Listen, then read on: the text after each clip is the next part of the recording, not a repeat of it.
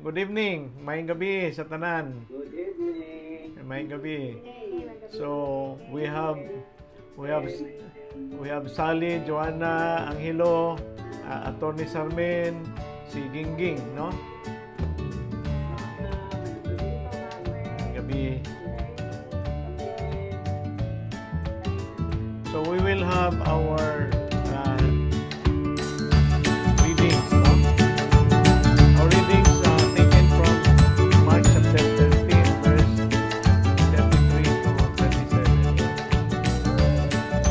So, what I'll do is just to give you the summary, no? I'll go directly to the summary, and then after that, you will have your group dynamics or spiritual conversations.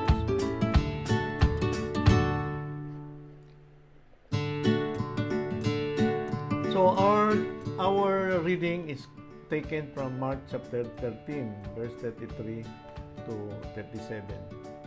So the title of our Advent recollection is Take Heed, Stay Awake, and Listen.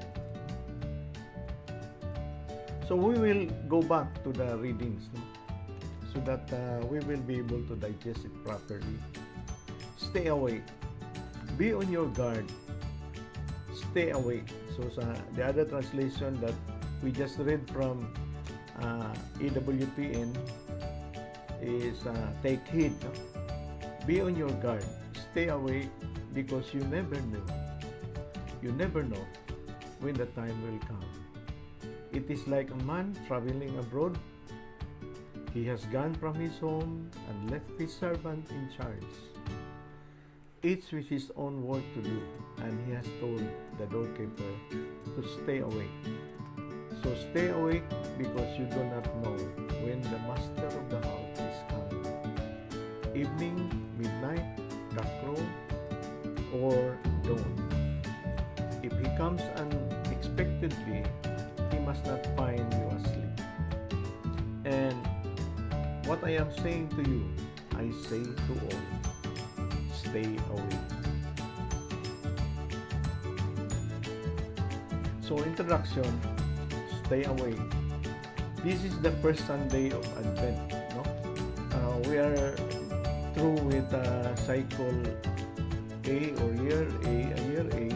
We are now in the year B. So, this is the first reading or the first Sunday or Gospel for year B. And then this is the beginning of the church year or the church calendar. From readings arranged in 3 yearly cycles. And we know that the readings, it is being arranged in 3 yearly cycle. Last liturgical year, as you observe, we have always the reading of Matthew, diba? You observe that? That was the year of Matthew or cycle A. Now, this is the year of Mark. No? Then, next liturgical year, the year of Luke. So, you might be asking me, where is John? Why is John is not included? Well, John is only guest appearance, no? He's just a guest appearance sa iyo feeling Gospel of John. So, John will just appear in cycle A, B, C, no? As we have also observed. So, the theme for the first and second Sunday of Advent are the same in its liturgical cycle A to C, no? They are just the same. So, this liturgical year of Mark, cycle B, what we are reading today, the first Sunday of Advent, is the same with cycle A and C. So meaning the two readings in the first two Sunday of Advent, no, is about the summon to stay awake, the one that we are reading now. And next Sunday is the call to be prepared. Advent. What is the meaning of Advent? Advent in Latin is adventus, meaning coming. No? Or it's the New Year, or January beginning. If we look back 2,000 years ago, is the birth of Jesus, and we also believe that He will come again. So we look back 2,000 years ago. This is the birth of Jesus, and you will know that in the second part of Advent, the third and fourth Sunday, you will know later on that it is about the parousia, or the looking forward in anticipation what's ahead, or the second coming. Parousia is the second coming of Jesus. What's ahead or New Year will bring, and for our direction. So, as we have prayed a while ago, that although it's anticipation that the Lord is coming, it's an anticipation of the second coming of Jesus. It doesn't mean to say that we don't feel that Jesus has already come in our lives. In fact, Jesus is already in our lives. But the lacking is there's no judgment yet. Jesus lives with us. He is present with us. He is present, no? Do you not notice? He is present in the Holy Eucharist every time that we celebrate the Holy Eucharist. Jesus is present in the Holy Eucharist, in the sacrifice of the Mass. And He is present in the tabernacle, no? So meaning, if you come to think about it, Jesus is present in us 365 days in a year in the Blessed Sacrament. He is exposed, or He is put in tabernacle, and then it's of us, or everybody, every Christians can do more than So, meaning, in the people of God, for all of us, Jesus is present. He is true to His promise in Matthew chapter 28, verse 20. Lo, and I will be with you till the end of these days, because He is present with us. His presence has no judgment yet, because He has not come for that purpose. The parousia that we are telling you is the second coming, that together with the second coming is the judgment of the sheep and the goats. Remember the discussion we have last Sunday, no? Last Sunday Gospel. We don't know when and where He will come. Be awake and be attentive. No? Another word that we added. Be attentive, no? Not only awake but attentive, or sensible or sensitive, no? Surrounding you. No? That is why Jesus is present with us. Jesus is already with us. But we have to be attentive. Not only awake, attentive, then we have to be sensitive that there are people who are in need. No? Because at the end of the day, yung siyang, whatever you do to the less of my brethren, you also do it unto me. So reminder, Jesus will come again, but don't know when and where. And then reminder, He will come at a time we don't know. Remember, just like a thief in the night, we don't know when they will come. No?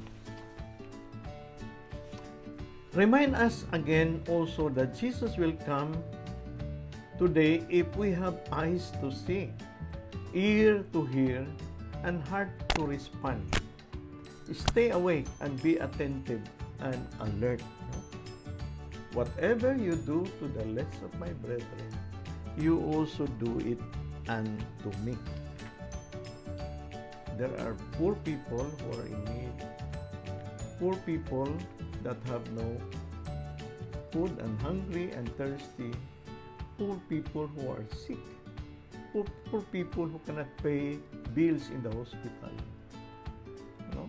Poor people cannot be operated with their sickness or attended with their sickness because they have no money to pay. No? Poor people who are not accommodated or who are not being taken up their case in our justice system because they have no money to pay for that process. No? Although naman may mga legal free, but you can't avoid.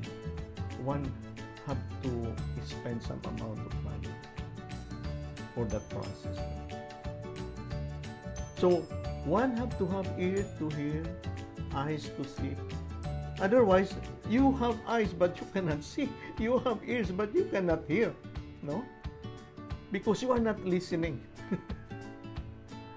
You have a heart but you are not responding. You are alive because you have your heart but you are not. You are dead because you are not responding. So be aware of the present, of the here and now. It is already here. Yung bitaw siya, the kingdom of God is at hand. Repent and believe in the gospel. No? Meaning the kingdom of God is already here. The banquet of God is already here because He is continuously inviting us.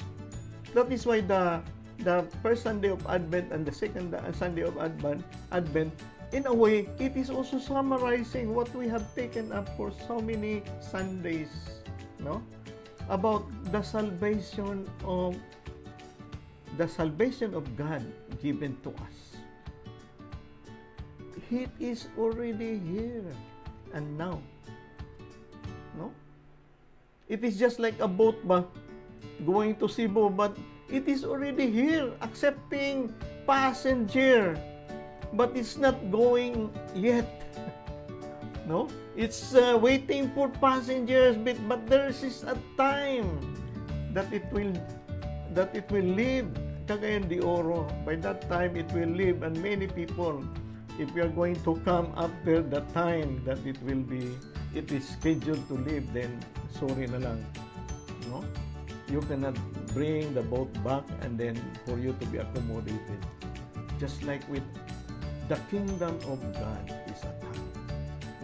Repent and believe in the gospel. No?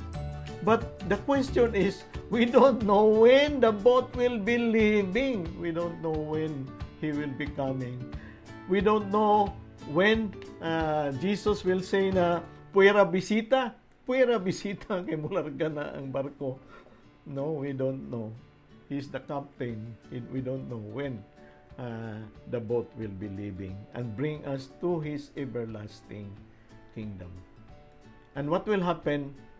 For us, we have to have eyes, we have to have ears, we have to have a heart, because we have to help in bringing more and more people to God. No? In Tukod, well, just like with other organizations, lay organization, we have also our peace. We have also our way of bringing people to God. You know? Bringing people to the boat, because the boat is about to leave. No? We have the alpha or pamukaw. No? But sad to say, gamay lang yung kaya itong mabaling. Abi ninyo, ang among biyang baling moskitero na bi among gigamit, pero makabuhi pa na gyapon, di gyapon makuha tanan kay mag-iisi among moskitero, no? Mas mahinta to daghan mo tabang na mo kay makapalit ta og kanang US made nga moskitero, di gyud mag-iisi. Mas mahinta tong moskitero nga gamito nato nga lig-on kay mabaling gyud tanan. Anyway, that's a joke, but really serious. That is a strategy by our group, by Tukod. That is our strategy. Kerygma, meaning mosquito net. Mosquito net. No? Unlike with other baling, once you bring people to God. Ang imong baling is 2 inches by 2 inches ang bangag. So 2 inches by 2 inches na po nga isda. Bigger than that ang makuha. And the other, ang makalusot na sa baling, di siya makuha. Yun. Kita, bisag daluwang, bisag gagmay isda, kuha tanan. So don't lose opportunity the good things of this life. This only life. The good things of this only life given by God. I remember a person, gigupod siya og lion. Huh?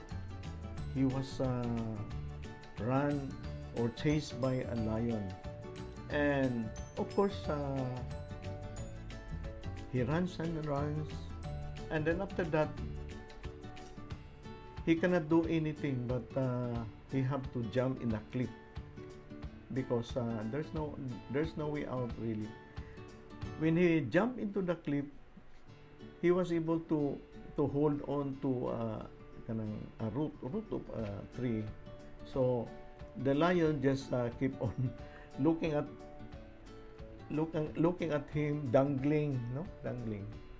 And then the person, he spent then some time, and then later on he saw at his side a plant. I don't know how come there's a plant there. And then it is a very small lansones tree, and then bearing a very sweet lansones. So what happened is that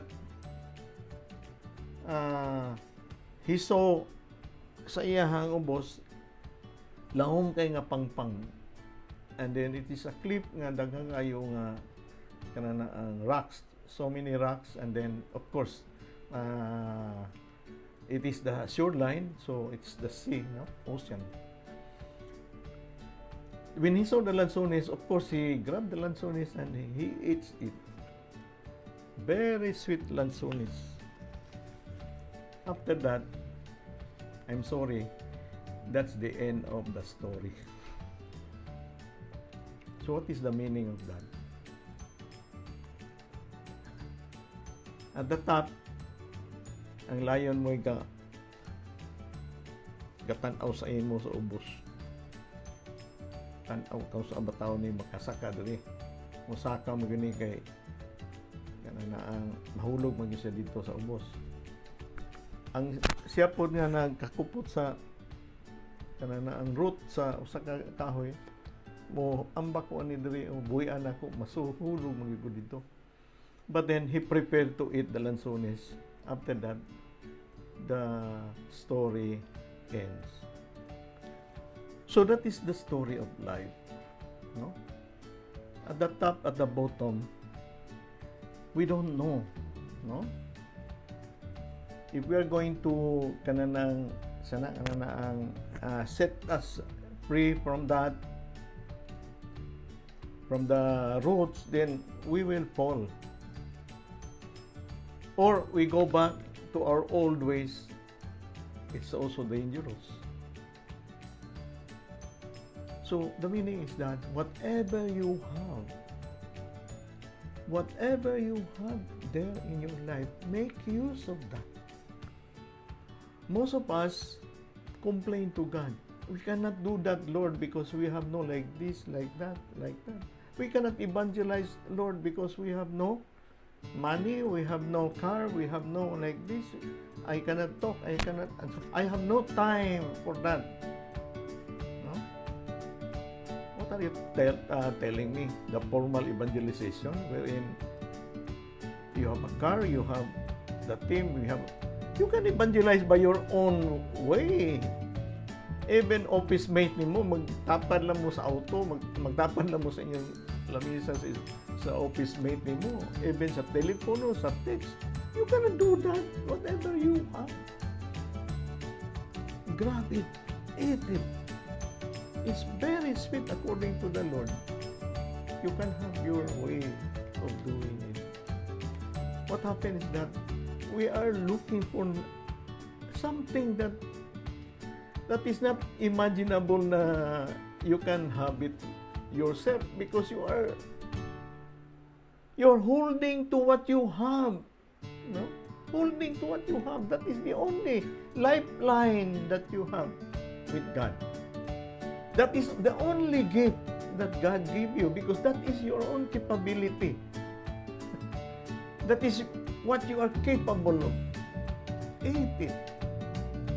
Enjoy it. Enjoy. Eat and enjoy, no? Life, no? And hold on, no matter what. And that is what the Lord is trying to tell us. Don't lose opportunity. The good things of this life, of this only life. Mamuhi ka sa root, patay ka man yun, no? Wanto ka sa taas, patay ka man yun. Kaya naman yung layo ni mong ulan. And that is being given by God. Enjoy and give thanks. Give thanks to God always. Appreciate it. I don't know if God will be pleased with us if we don't appreciate. Lord, kanira may magatag yun. So what? It doesn't matter. No? What matters most is gitagago nimo ani. I enjoy it. I will make use of it and let other people know that you are my God. You know, you don't know that people will be inspired because that is the only thing that you have, and yet you were able to evangelize. You were able to touch other people's lives. You were able to witness. You were able to witness, no? Because a witness, despite of that little things, little good things in life. Amen? No? We will review on that parable. Just imagine the parable. The parable of the 10 bridesmen. So that is 3 weeks ago. What does the 10 bridesmen tell us? It's about the coming of Jesus. No? The coming of the bridegroom. The coming of Jesus. And then the 5 are not prepared and the other 5 are prepared. And when the bridegroom is about to come, that's the time that they try to look for fuel, no? To fuel their lamps. And then they wanted to borrow it from the other 5 bridesmaids. But the 5 bridesmaids did not agree with them, no? Because it will jeopardize the coming of Jesus. That is also what happened to us. We have to be prepared always. And then the parable of the talents. What are you doing with the talents that God gave you? No? The only talents, the only lanzones that you have, enjoy it. No? Make use of that. That other people will know God. Other people will be able to experience the goodness of God. Not that you are just burying it, the talent, you just bury it. And then when the Lord comes in His second coming, and He will ask, where's my talent? Where's your talent? What did you do to your talent? After all, those preparedness of God, preparedness for you, for the coming of God, and your talent, that is the things that you are accountable for. Whatever you do to the least of your brothers and sisters, you also do it unto me. Where's your preparation? Where's your talent? Why were you not able to help my least of the brothers and sisters? Why did you not attend to them? Huh? Then be attentive of the presence of God in the present moment. Stay awake. Be sensitive, no? Like when one time there's somebody who knocks at my door, not knocking but nag-doorbell yun, no? And then naluoy ko kay namaligya siya og sa to'y baligya pero lisod man kay mo palit kag kanang pagkaon ining COVID-19 basik matakdan ka pa nang ilang gipamaligya. So ingos tagad sa kaya akong una instead of buying tagaan nila ko siya sana kanang kwarta. But paggawas na ako ning lakaw naman wa kasabot sa ako ang ginabuhat. So sensitivity is there, no? COVID-19 ta. But then of course, maihapon to, di na lang ko mo hatag, adi na ko palit sa iyang pagkaon, ako na taga siya kwarta, kay katong akong iyang ihatag sa ako nga pagkaon, mas kuwapon to kay mabaligya mo niya lain, no? Something like that. Be sensitive. Sa need karon. Like for example, at previously sa COVID-19, when we had the COVID-19 sa March, April, May, I told them, if people are coming to you and then selling fruit, selling gulay, do not bargain anymore. You buy it. Dili pareha sa before the COVID-19 wherein you go to the marketplace, labi na diya tiyanggi-tiyanggi or diya daplin-dalan, wherein you have to bargain, no? Of course, that is the kanana ang usual that we will do. But then at this point in time, no need to bargain. Palitan na tanan. You buy it para you can help, no? I-bargain pa nimo, you don't know where's the capital's coming from. And then i-bargain pa nimo how much na money they want.